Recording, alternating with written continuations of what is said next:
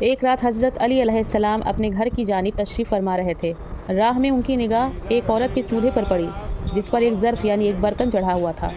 وہ عورت چولہے کو روشن کر رہی ہے لیکن آس پاس اس کے بچے شدت گریہ سے زمین پر لوٹ رہے ہیں۔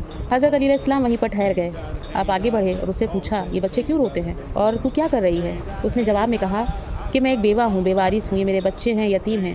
آج مجھے کچھ میسر نہیں ہے کہ میں انہیں کھانا کھلا دیتی۔ اس وقت ان کا بھوک سے برا حال ہے، اسی لیے رو رہے ہیں۔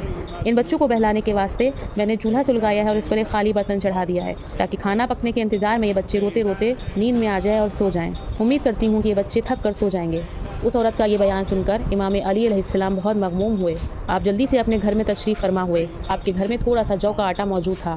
آپ نے وہ سارا آٹا اپنے ساتھ لیا اور پھر سے اس عورت کے پاس تشریف فرما ہو گئے۔ پھر آپ نے اس آٹے کو اس عورت کے حوالے کیا اور کہا کہ جلدی سے اس آٹے کو گوندھو اور اس سے روٹیاں بنا کر بچوں کو کھلاؤ۔ اس عورت نے جلدی سے آٹا گوندھا، چولہے کی آنچ تیز کی اور وہ جلدی جلدی روٹیاں بنانے میں لگ گئی۔ اس بیچ حضرت علی علیہ السلام بچوں سے کھیلتے تھے، بچوں کا دل بہلاتے تھے، بچوں کو ہنساتے تھے۔ جب روٹیاں بن گئی تو حضرت علی علیہ السلام نے اپنے ہاتھوں سے ان بچوں کو کھانا کھلایا۔ بچے رونا بھول گئے تھے، بچوں کو کھانا مل گیا۔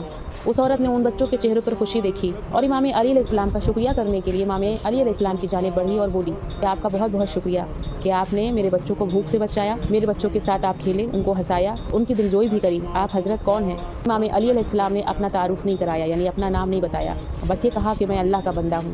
یہ کہہ کر آپ اس گھر سے اپنے گھر کی جانب روانہ ہو گئے۔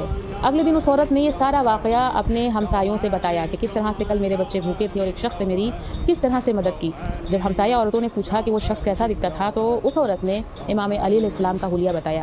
جب اس نے حلیہ بتایا تو عورتوں نے کہا یہ کوئی اور نہیں بلکہ یہ داماد رسول ہیں۔ جب اس عورت نے یہ جانا کہ کل رات میرے گھر حضرت علی علیہ السلام تشریف فرما تھے اور انہوں نے کھانا بنانے میں اور بچوں کو بہلانے میں میری مدد کی تو بے حد شرمندہ ہوئی اور سوچنے لگی کہ اتنی بڑی شخصیت اور کس طرح سے میری مدد کر کے چلے گئے۔ وہ کہتی افسوس میں نے اپنے آقا سے کام لیا۔ مومنین، مقام تصور ہے کہ جناب امیر علیہ السلام کی یتیم پروری اور رحم دلی کا تو یہ حال ہو، خود فاقہ سے رہیں، خود ان کے بچے بھلے بھوکے رہیں لیکن یتیموں اور بیواؤں کو آب و طعام سے سیر فرمائیں۔ جن کا گھرانہ سخی ابن سخی ہو، اسی گھرانے کے ساتھ انہی کی امت نے وفا نہ کی۔ کربلا میں حضرت علی علیہ السلام کے بچوں کو 3 دن کا بھوکا پیاسا رکھا گیا اور حضرت امام حسین علیہ السلام کی شہادت کے بعد آپ کی اولادوں کو قید و بند کی زندگی جینے پر مجبور کیا گیا۔ اللہ لعنت کرے دشمنان رسول پر۔